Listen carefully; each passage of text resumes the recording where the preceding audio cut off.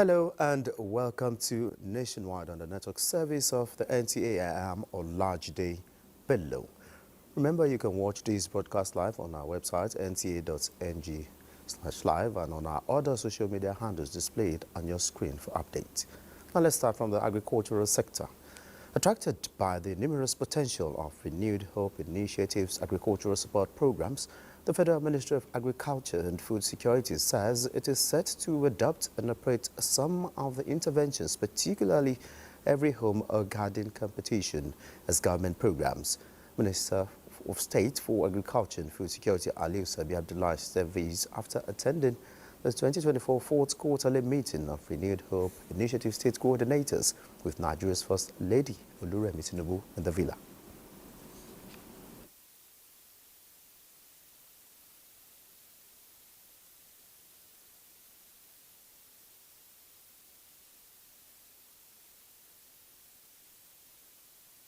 If you look at the Every Home a Garden, it will amaze you how many people are being inspired to have their own garden. So this is what I'm doing, just to have people to do what I do.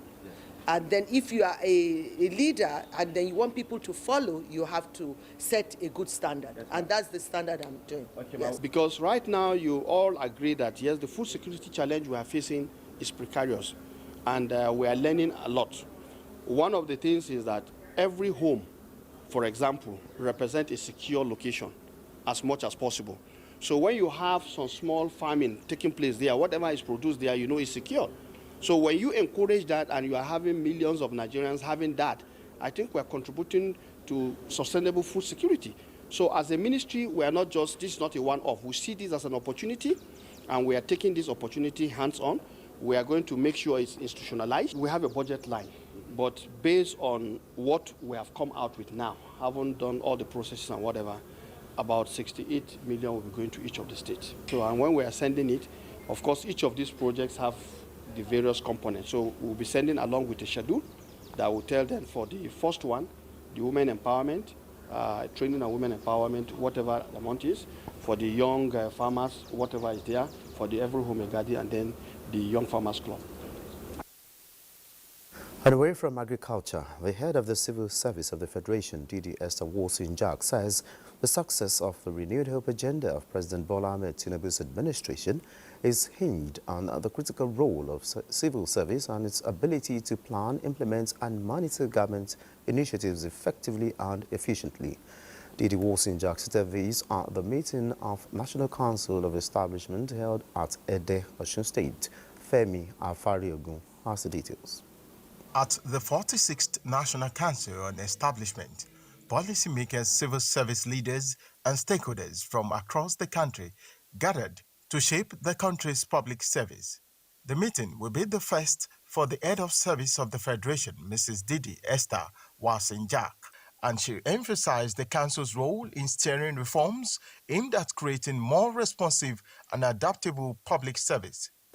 To the esteemed heads of service, I urge you to champion a culture where innovation and actionable ideas flow freely and inclusively, impacting every level of our service. I've always held the public service in high esteem and view technocrats as partners in the ways of progress of this administration. I commend the dedication of all stakeholders in advancing the framework and policies that guide our esteemed civil service.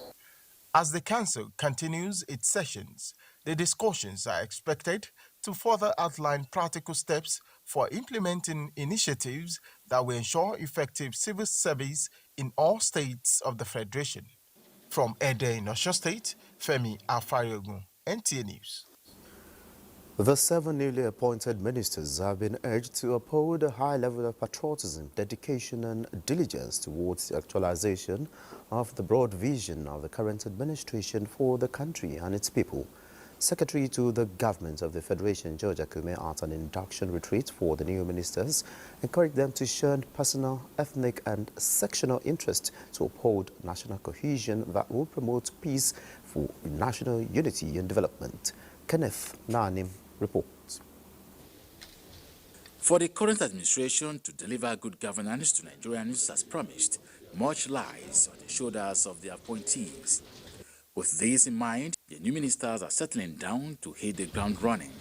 Here they are getting themselves well acquainted with the development plans and strategies already charted for adequate implementation of the 8 priority areas in line with the renewed hope agenda of the federal government. The primary purpose of this retreat is to foster a deep understanding of the operational principles, challenges, and expectations that define your responsibilities as ministers. Entrusted with the mandate of driving the agenda for development, stability, and growth in their sectors, they also need to be well equipped with the insights and guidance necessary for effective performance in the federal government's priority and aspirations. And they should avoid any semblance of affluence and quest for material things. That way, if they operate on these tenets, they will come out fine and they will be able to deliver. We have our national security, which is core. We have our food security. Our agriculture is important. Our power sector is core to enabling industrialization. We have priorities among priorities, but indeed, all those 8 priorities are core to Mr. President in ensuring he meets the renewed hope agenda. There is also the need for the new ministers to understand their roles and align with the goals of the administration to navigate the regulatory frameworks, finance and procurement processes. Data is very important. Once we have data, we have geospatial distribution of poverty.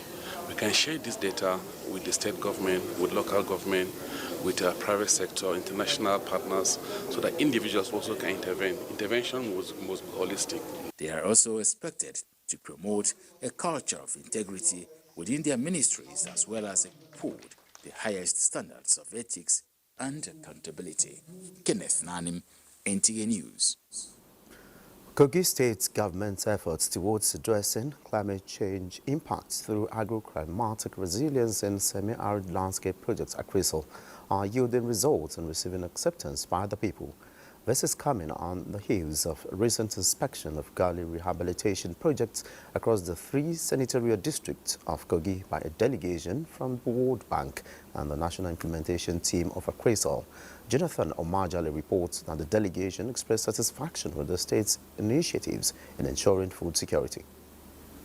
These women groups are beneficiaries of the community revolving funds who have used such funds to empower themselves with this cassava value chain and processing center. Who are seen here today is a benefit to us, not just with the member, but the entire community, because in the past, they don't know that you can process maize into semo locally.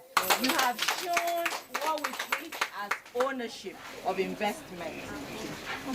I don't see any reason why we shouldn't support you to take this forward. I'm not telling lies. Follow me to my farm and see what they are up to. Initially, when the rain falls, you have a crisis. Now, there's nothing like that. The excitement written on the faces of the beneficiaries actually gives us satisfaction that this project is on course.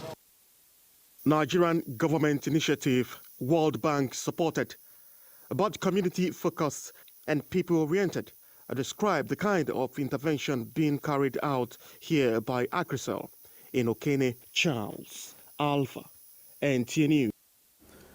Sorry about that mix-up. That report was actually by Charles Alpha. Moving on, federal government says it is adopting a holistic approach in addressing recurring incidents of grid collapse in the power sector. The assurance is coming from the Minister of Power, Adebayo Adelabu, as the Investigative Committee on Frequent Incidents of Grid Collapse submits its report. Correspondent Joshua Ojito reports that the short-term recommendations are expected to be implemented within the next 6 months to stabilize the grid.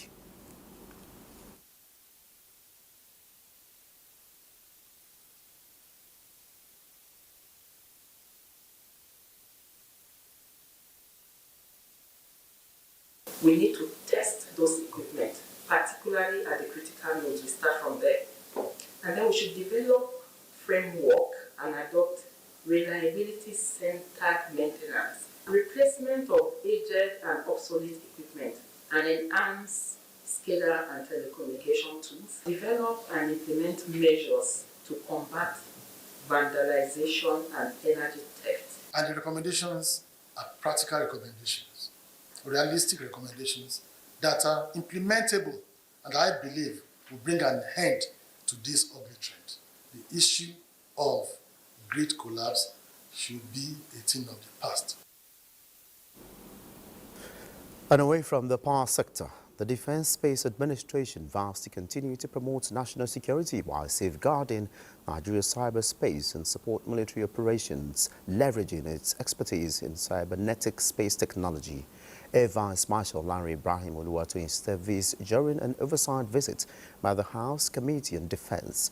National Assembly correspondent Isa Muhammad reports. Vice Marshal Larry Oluwatoyin says defense space threatens the cyberspace capabilities of the Nigerian Armed Forces in ensuring they remain effective. The DSA mission is to support the Armed Forces of Nigeria and other security agencies with relevant space products and solutions necessary for the conduct of our operation in peace and wartime, in line with the National Space Policy and Program. In support of these security goals, the House has introduced innovative legislation aimed at revolutionizing and funding the Nigerian defense sector. This, he explains, will enhance military space technology in combat crimes and improve intelligent gathering capabilities. The committee further assures DSA of adequate legislative provisions to support and enable it perform its role effectively and efficiently to safeguard the territorial integrity of the nation.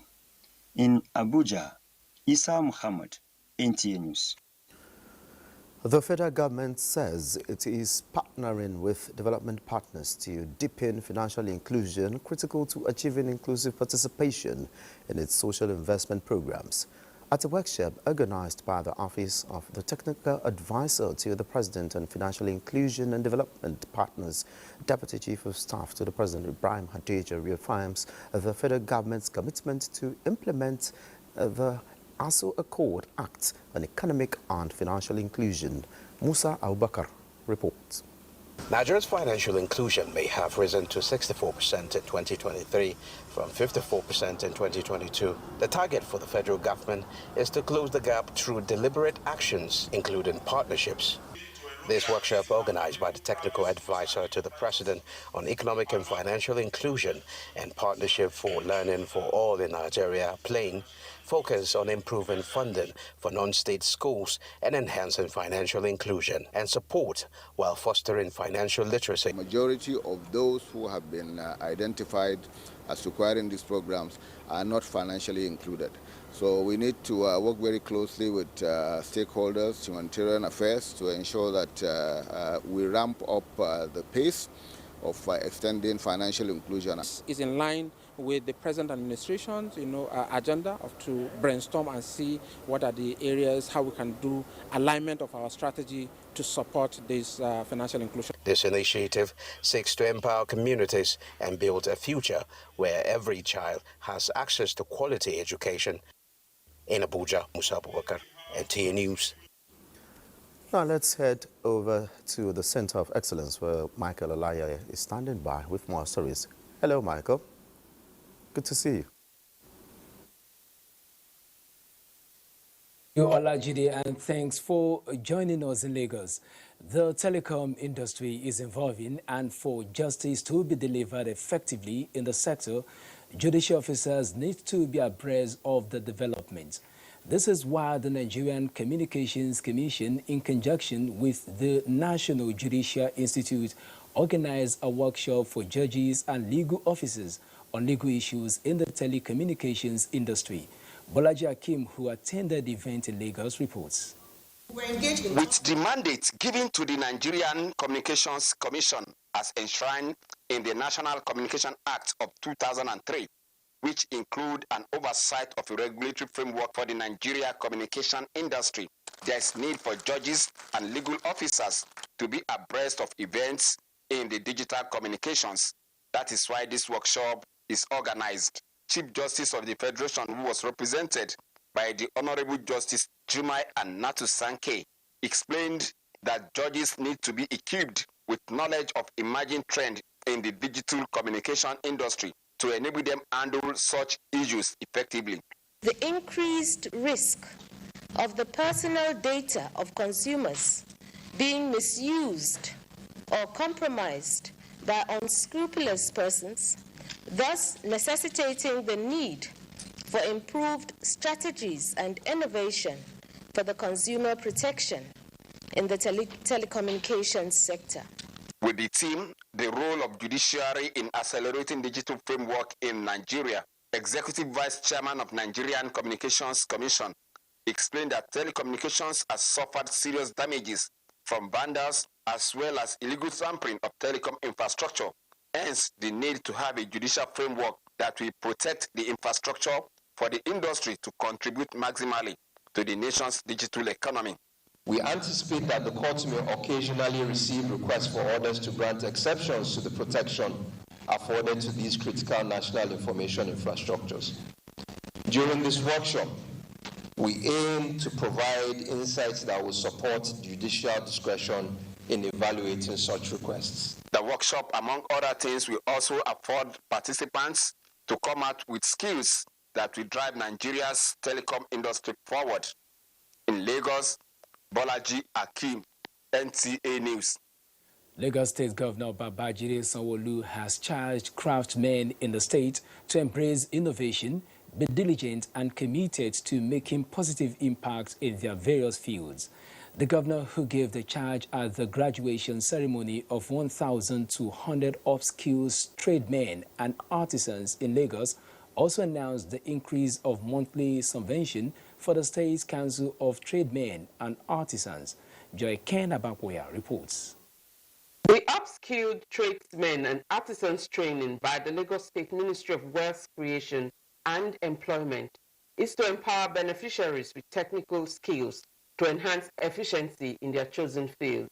A total number of 7,400 artisans and tradesmen have been upskilled, while 4,900 beneficiaries have been empowered with working tools and giving grants to aid their businesses. Today, we not only celebrate these graduates, we also recognize the essential roles they will play in building a brighter future of our Lagos and beyond. After 8 weeks of intensive training in various vocations, including fashion designing, tiling and mechanical and electrical engineering, these 1,200 Nigerians are ready to face the world. Through this program that Lagos give us, we have learned a lot of things. A little thing that is affecting our job that doesn't make it profit much. I believe it's open more opportunities for us because they give us a lot of training in an advanced way.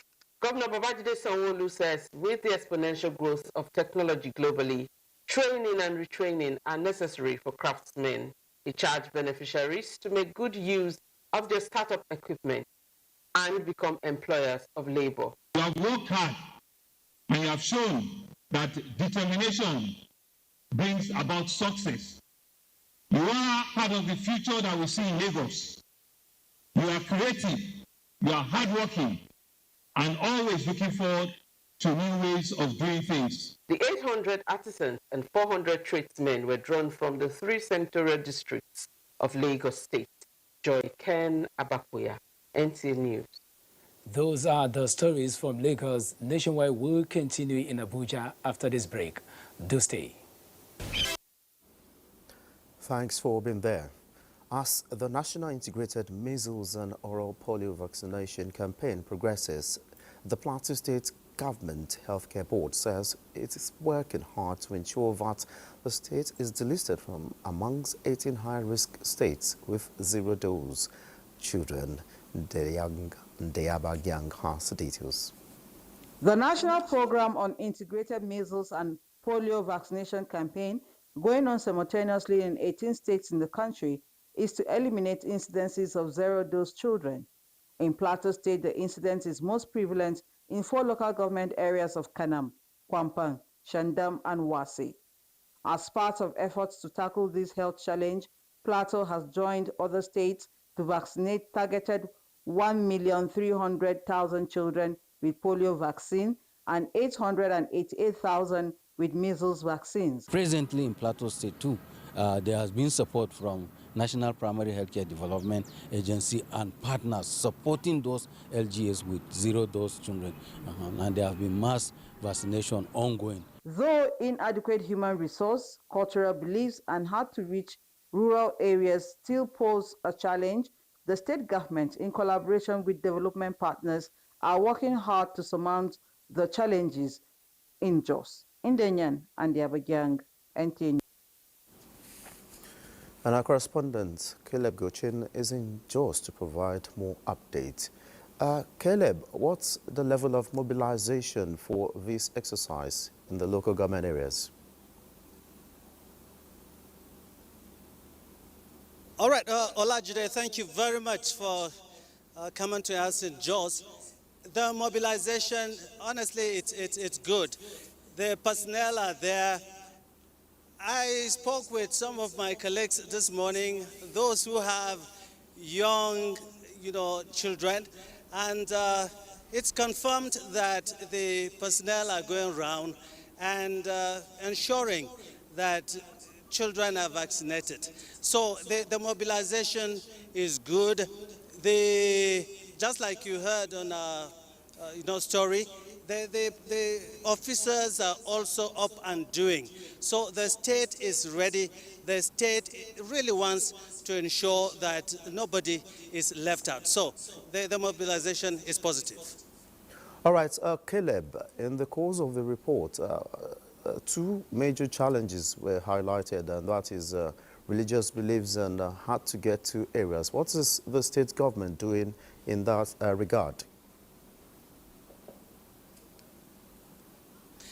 Yes, I think what the state government is trying to do is to ensure that the leaders at the grassroots are able to mobilize their people, especially the health personnel that are there, to come in to ensure that these people are not left out. So everything is being done to ensure that everybody comes on board to make sure that the exercise is a success. So local government chairmen, local government, stakeholders have been contacted. They have been told to do all that they could to ensure that these children, these people are not left out of the exercise. So wherever it is, the hard-to-go areas, they are being considered. So everything is in order, trying to ensure that these people are reached, no matter how difficult the terrain, no matter how difficult the landscape is. Plateau with its rocky nature, but then those who are from those areas are taking, the responsibility to ensure that they go out and reach their people with these vaccines. So everything is being done, and I'm sure that our people, nobody is going to be left out in all this. All right, then many thanks, correspondent Caleb Gochin from Jos for that update. Moving on, it's a world virtually driven by technology, and how can an African woman be neck deep in this digital transformation agenda? Gender advocates who are deliberating on this at the ongoing 2024 Africa Women's Conference in Lusaka, Zambia, staunchly emphasize that this is undoubtedly a pathway to meeting global targets for inclusivity in economic development and equal opportunity. Olusheye Adiagbo reports. While African countries are quite outstanding in digital finance, over 400 million people on the continent, mostly women, still don't have access to digital financial services. So sing a song for women everywhere. Important insights of women's digital inclusion informed the theme of this year's conference, Digital Advancement Harnessing Its Potential for African Women.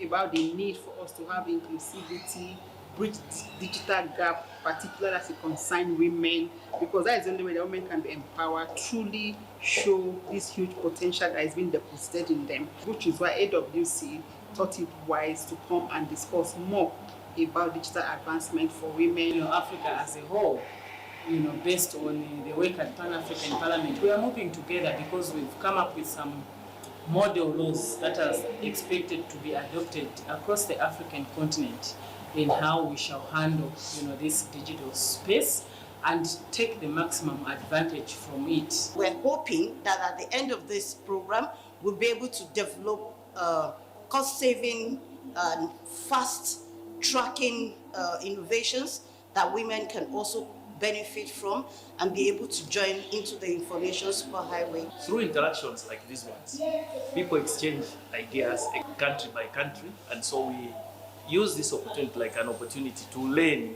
In the last 8 years, the African Women Conference, an initiative of Helpline Social Support Initiative, a Nigerian-based non-government organization, and ECHO's African Initiatives, New York, has been a platform for robust dialogues, betting, productive partnerships, and gender policy options on women and girl child in the region. From Lusaka, Zambia, Olusheye Adiagbo, NTA News.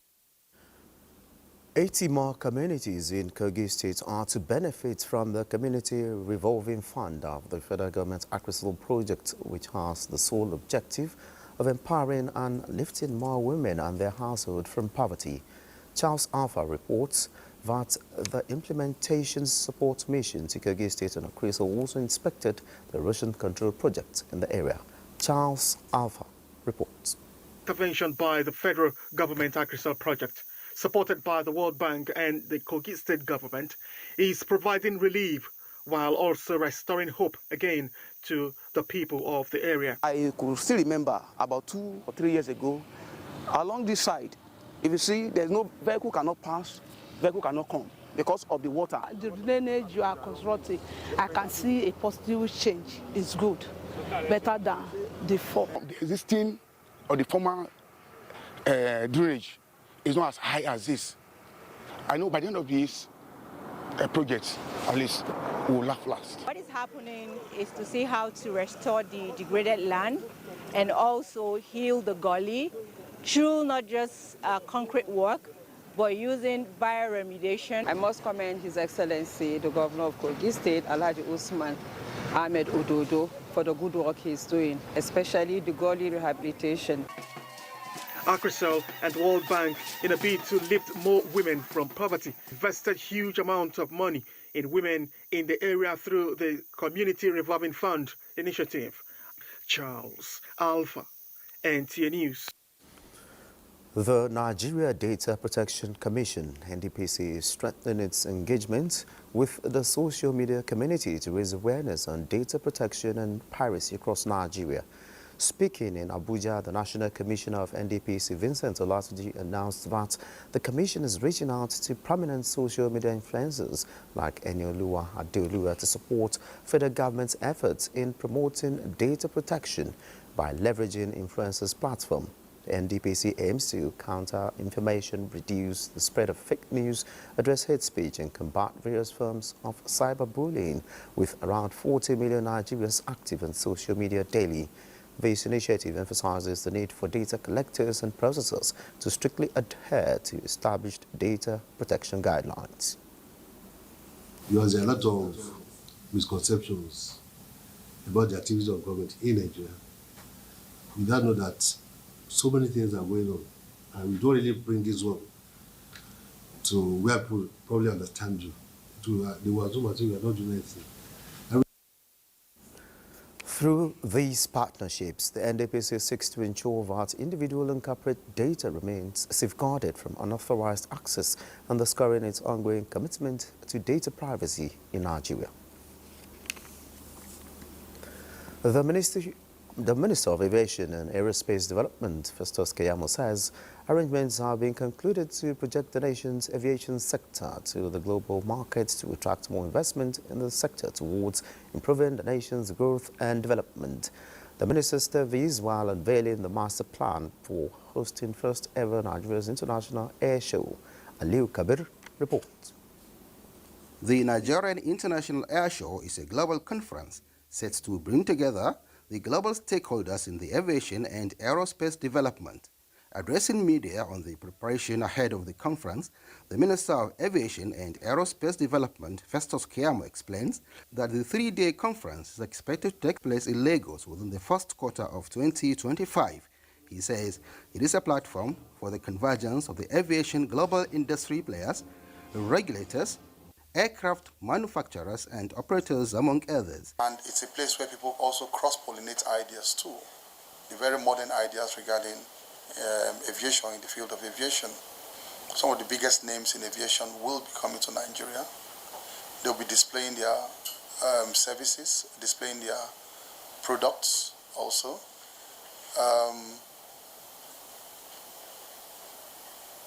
It is intended to project Nigeria as the place where the next big things will happen in aviation in Africa. He stated that the entire program speaks volumes to the nation's quest of reshaping the economy, encapsulated in the renewed hope agenda of the present administration. In Abuja, Aliu Kabir, NTA News. Over now to Kemi in Ibadan for more stories nationwide. Good afternoon, Kemi. Good afternoon, Olajide, and welcome to Ibadan. The federal government, through the Nigerian Nuclear Regulatory Authority, NNRA, is strategizing to reduce youth unemployment through skills acquisition. More than 100 youths in Ibadan benefited from the training program by NNRA in collaboration with other stakeholders. Grace Ayolike has the details.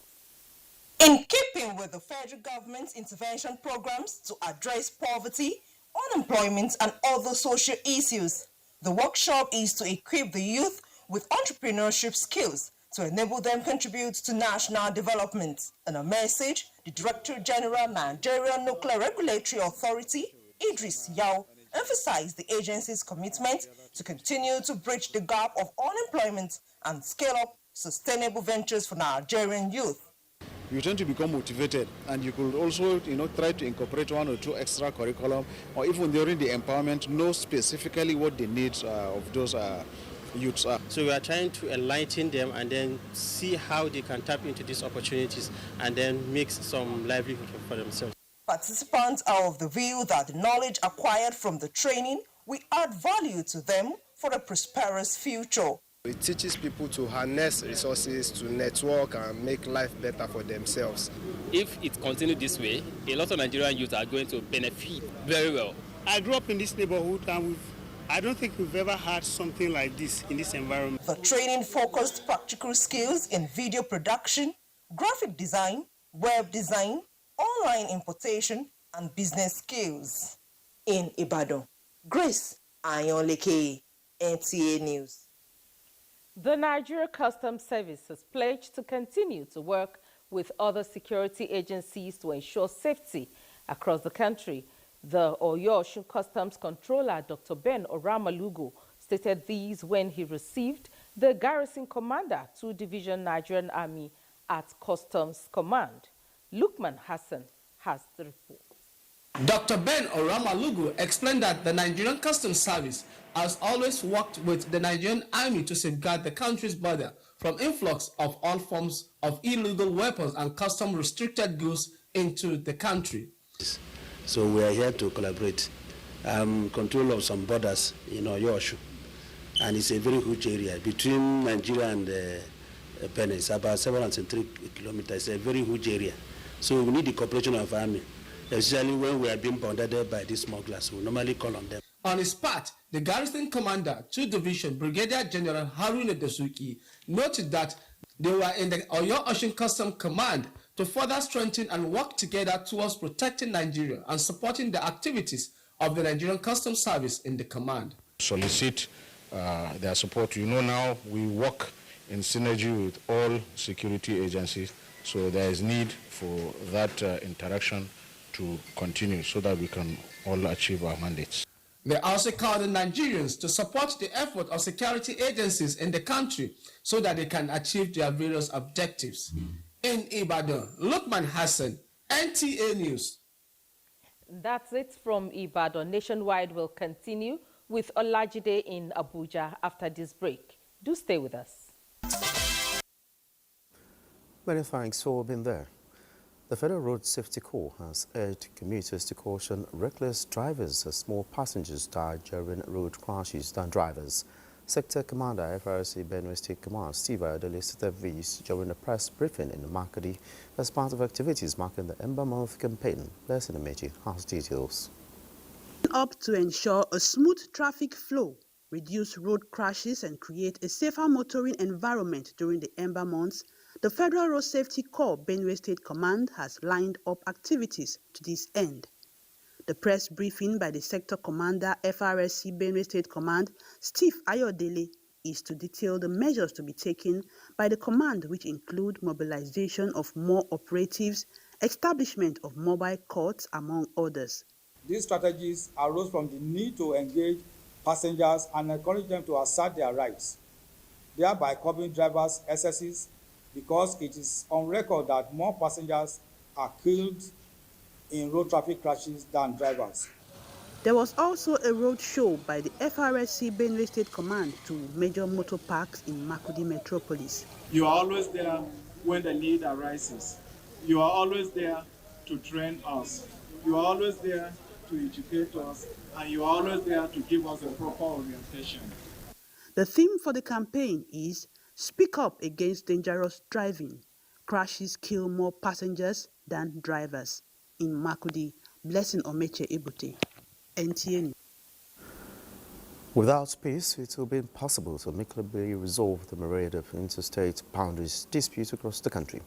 The Director General of the Nigerian Boundary Commission, Adamu Adaji, emphasized fees in Abuja at a forum to advance conversations among stakeholders on the Abia-Akwa Ibom boundary disputes. Kelvin Eonwaye reports. Abia-Akwa Ibom interstate boundary spans hundreds of kilometers at the Ini local government in Akwa Ibom and Ikoano local government in Abia State. It is one of the most volatile boundaries with several crises in the past, which resulted in the suspension of work in the tracing and fieldwork by officials of the NBC since 2014. Following breakthrough in talks brokered by the NBC, the groundwork for continuation of the tracing have been laid. This meeting, attended by delegations from both states, is to further advance discussion and iron out contentious areas to enable the tracing and other activities to go on unhindered. It is not intended for us to sit down and resolve the boundary problem. It's for us to sit down, look at the issues, identify and agree that yes, there are issues that need to be sorted out, and jointly agree on the path to follow towards fast-tracking the resolution process.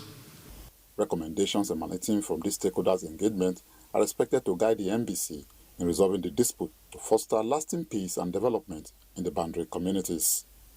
In Abuja, Kelvin Eonwaye, NTA News. The federal government is set to launch a comprehensive set of minimum academic standards aimed at enhancing the quality of secondary education across Nigeria. In line with these efforts, the National Senior Secondary School Education Commission, NSSEC, recently held an advocacy meeting with the Nigeria Police Force Education Unit to discuss the standards adoption and enforcement. Executive Secretary of NSSEC, Dr. Yela Ajayi, explains that the meeting seeks to inform the police education unit about the upcoming standards, which are designed to provide a consistent and a rigorous framework for senior secondary education nationwide. These standards will ensure students receive a balanced education that builds essential knowledge, skills and competencies, fostering excellence across Nigeria's secondary school curriculum. Senior secondary schools in this country will be given grace of time to comply fully with the minimum standards. We actually have a system that is functioning at the moment, but there's always the need to have improvement in whatever thing you are doing. The minimum academic standards, which will be officially launched in 2 weeks, focus on core subjects and emphasize critical thinking, analytical abilities and practical knowledge. The guidelines also set requirements for teacher qualifications, school facilities and educational resources, ensuring that every senior secondary school has the foundation tools to create effective learning environment. And the Minister of Defense, Muhammad Badaru, has led service chiefs and the Inspector General of Police to commiserate with the family of the deceased Chief of Army Staff, Lieutenant General Tarid Abiodun Lagbaja, at the Flag Staff House, Abuja. The official residence of the Chief of Army Staff, while funeral arrangements are yet to be announced. Flags are flown at half-mast in all military, paramilitary and police formations. The spillover effects of the coup in Niger, Mali and Burkina Faso is beginning to surface as new terrorist sects have emerged, penetrating into Nigeria through the northwest and parts of the Sahel. The Director of Defense Media Operations, Major General Edward Buba, said these are the bi-weekly defense media briefing in Abuja. Continue fighting this terrorist. It is another bi-weekly defense media operations, and Director of Defense Media Operations briefs the media on the mandate of ongoing armed forces operations across the country. More worrisome to the defense headquarters is the emergence of a new terrorist sect, a product of the Niger, Mali and Burkina Faso coup, penetrating into Nigeria. Troops are confronted with a new terrorist sect in the northwest, known as Lakurawa, affiliated to terrorists from the Sahel. This came as a result of the coup that took place in Niger Republic. We are going to put those terrorists at bay, and we are going to find and flush out those ones that have come in. The defense headquarters notes that the demise of the Chief of Army Staff, Lieutenant General Tarid Lagbaja, will serve as a reminder to keep his hope for a secured Nigeria alive. His strong desire was for us to defeat the terrorists both on the battlefield and wherever, and bring peace back to citizens of this country. Rather than allow his passing away to derail us, we take motivation to go forcefully after these terrorists and defeat them. Records from the defense headquarters show that in the month of October, troops neutralized 481 terrorists, arrested 741 of them, and 492 kidnapped victims regained their freedom. Governor Abba Kabir Yusuf has commended President Bola Tinubu's compassionate decision to release minors detained in connection with the August protests. This was shortly after the arrival of the children to Kano in the early hours of Wednesday. Abdullahi Mustafa has the report. The children arrived alongside Kano State Governor Abba Kabir Yusuf, who was welcomed by Deputy Governor Aminu Abdisalam and other members of the Kano State Executive Council at the airport. The children were transported to the Muhammadu Buhari Specialist Hospital, where family members eagerly awaited their return. Governor Yusuf expressed gratitude to President Bola Tinubu for his swift response to the pleas of Nigerians, emphasizing that the minors' unconditional release demonstrated the president's compassion and commitment as a father to all. Governor Yusuf urged the young returnees to reflect on their experiences and avoid unwholesome activities in the future. He assured them of the state government's full support, noting that efforts are already underway to help them reintegrate into society and resume their education. However, before reuniting fully with their families, all the 73 minors will undergo a week-long medical evaluation in isolation to ensure their health and well-being. In Kano, Abdullahi Mustafa, NTA. Operational effectiveness is key to security, and personnel of Nigeria Police Force must prioritize that. To achieve this, the Nigeria Police Trust Fund has commenced a 4-day specialized training in intelligence-led policing and surveillance for personnel. Francis Form reports that the course is part of the broader vision under the renewed Hope Policing agenda. The Nigeria Police Force, being the lead agency in internal security, is saddled with the responsibility of maintaining law and order, protection of lives and property, and the prevention of crime. To this end, the Nigeria Police Trust Fund, as part of its mandate, is equipping personnel with advanced skills in surveillance, data analysis, and intelligence gathering. The course has been indeed expository and transformative. It has been able to equip us with current trends in modern-day policing. This course did not just enlighten us, but it helped us to carry out our duty, both with our discretion, law, and every other aspect of life.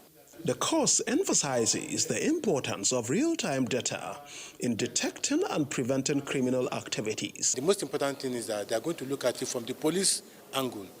The IG have mentioned it time and time again, cooperate with all other sister agencies.